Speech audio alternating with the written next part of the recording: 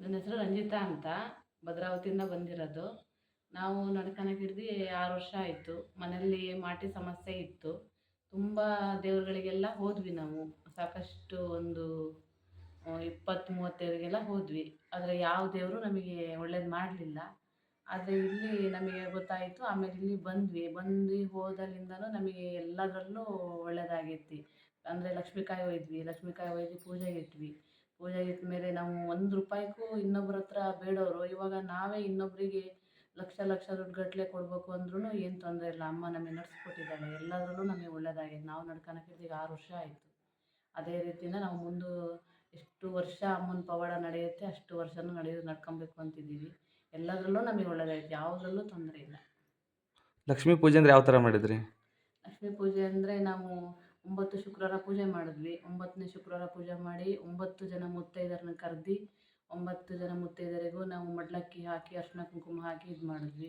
ಆಮೇಲೆ 9ನೇ ಶುಕ್ರವಾರ ನಂತರ ಆಮೇಲೆ ಅದು ಎಷ್ಟು ಮೊಳಕೆ ಬರೋವರೆಗೂ ಪ್ರತಿ ಶುಕ್ರವಾರನೂ ಕಳಸ ಚೇಂಜ್ ಮಾಡಿ, ನೀರು ಚೇಂಜ್ ಮಾಡಿ ಮತ್ತು ಅದೇ ರೀತಿ ಕಳಸ ಹೂಡಿ ಭಕ್ತಿಯಿಂದ ನಾವು ಪೂಜೆ ಮಾಡ್ತಾ ಬಂದ್ವಿ. ಅದು ಪೂಜೆ ಮಾಡ್ತಾ ಬಂದಂಗೂ ನಮ್ಮ ಮನೇಲಿರೋ ದರಿದ್ರಗಳು, ಕಷ್ಟಗಳು ಎಲ್ಲ ದೂರ ಆಗ್ತಾ ಬಂದವು ಹಂತವಾಗಿ.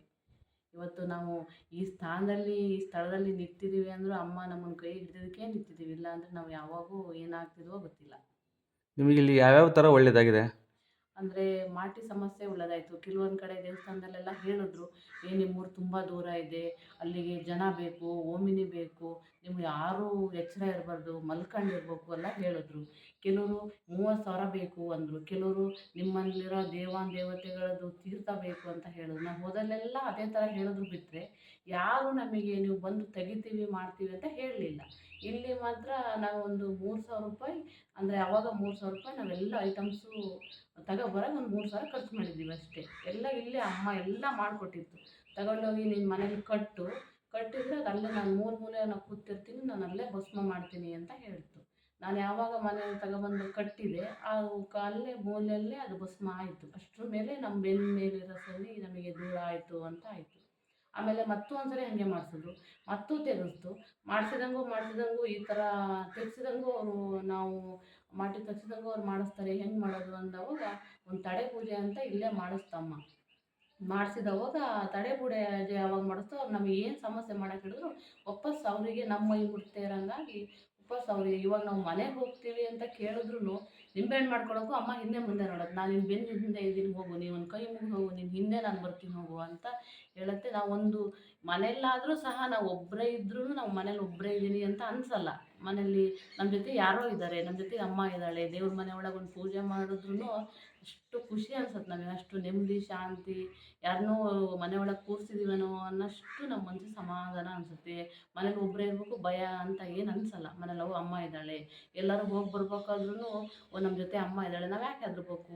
ಏನಾದ್ರು ಒಂದು ಕಷ್ಟ ಇದ್ದರೆ ತಾಯಿ ಇಂಥ ಕಷ್ಟ ಐತಲ್ವ, ನಾವು ಹೆಂಗೆ ಪರಿಹಾರ ಮಾಡಬೇಕು, ಹೆಂಗೆ ಮಾಡಬೇಕು ಅಂತ ನಾವು ಅಂದ್ಕೊಂಡ್ರೆ ಅದು ಯಾವ ರೂಪದಲ್ಲಾದರೂ ಯಾವ ಥರನಾದ್ರೂ ನಮ್ಮ ಕಷ್ಟ ಅಲ್ಲಿಗೆ ಪರಿಹಾರ ಆಗಾಗತ್ತೆ ನಮಗೆ. ಮತ್ತೆ ಆರೋಗ್ಯದಲ್ಲಿ ಯಾವಾಗಾದ್ರೂ ಒಳಿತಾಗಿತ್ತಾ ನಿಮಗೆ? ಹೌದು, ಕೈಯು ಪೆಟ್ಟಾಗಿತ್ತು. 4 ವರ್ಷ ಆಗಿತ್ತು. ಹಾಸ್ಪಿಟ್ಲಿಗೆ ತುಂಬ ದುಡ್ಡು ಹಾಕಿದೆ.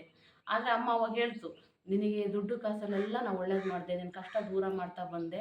ನೀವೊಂದು ತೀರ್ಥ ಸ್ನಾನ ಮಾಡಿಸು ಅಂದರೆ ಮಾಡಿಸ್ತಾ ಇಲ್ಲ ನೀನು, ದುಡ್ಡಾಗಿದ್ದಾವೆ ಹಾಸ್ಪಿಟ್ಲಿಗೆ ಹೋಗಿ ಬರ್ತೀಯ ನೀನು ಅಂತ ಸಿಟ್ಟು ಮಾಡ್ತು.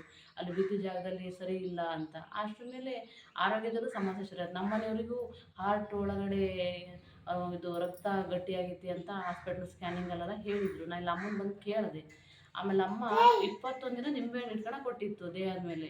ನಿಂಬೆಹಣ್ಣು ಅವ್ರ ರಕ್ತ ಸರಿ ಸಂಚಲನ ಮಾಡ್ತಾ ಇಲ್ಲ ಅದು ಅಂತ 21 ದಿನ ನಿಂಬೆಹಣ್ಣು ಇಟ್ಕೊಂಡಷ್ಟೊತ್ತಿಗೆ ಅವ್ರಿಗೆ ಎದೆ ನೋವು ಎಲ್ಲ ಕಮ್ಮಿ ಆಯಿತು. ರಕ್ತ ಸಂಚಲನ ಸರಿ ಆಯಿತು ಅವ್ರಿಗೆ, ಏನೂ ಪ್ರಾಬ್ಲಮ್ ಆಗಲಿಲ್ಲ.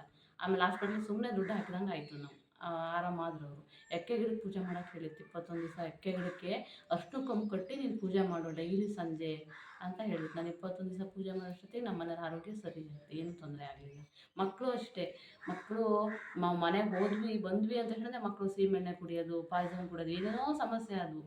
ಆಮೇಲೆ ಅಷ್ಟ್ರ ಮೇಲೆ ಅಮ್ಮ ಇಲ್ಲಿ ಯಾವಾಗೆಲ್ಲ ಬಿಗಿ ಮಾಡ್ತಾ ಬಂತ ಮನೇಲಿ ಇವಾಗ ಏನೂ ತೊಂದರೆ ಇಲ್ಲ. ಅಂದರೆ ಮನೇಲಿ ಸಮಸ್ಯೆ ಆದರೆ ಅಮ್ಮ ಅನುಭವಿಸ್ತಾ ಬಿಟ್ಟರೆ ನಮಗೆ ಅಮ್ಮ ಮುಟ್ಟಕ್ಕೆ ಬಿಡಲ್ಲ. ದೇವ್ರ ಮನೆಯಲ್ಲಿರೋ ಕಾಯಿ ಏನಾರ ಪ್ರಾಬ್ಲಮ್ ಆಗೋದಿಲ್ಲ, ಅಣಬೆ ಬರೋದು, ಇಲ್ಲ ಹುಳ ಆಗೋದು, ಇಲ್ಲ ಕೊಳತು ಹೋಗೋದು, ಈ ಥರ ಸಮಸ್ಯೆ ಆಗತ್ತೆ ಬಿಟ್ಟರೆ ನಮ್ಮ ಆರೋಗ್ಯಕ್ಕೆ ನಮಗೆ ಏನೂ ತೊಂದರೆ ಆಗಲ್ಲ. ಅಮ್ಮ ಅನುಭವಿಸ್ತಾ ಬಿಟ್ಟರೆ ನಮಗೆ ಅನುಭವಿಸೋಕೆ ಬಿಡಲ್ಲ.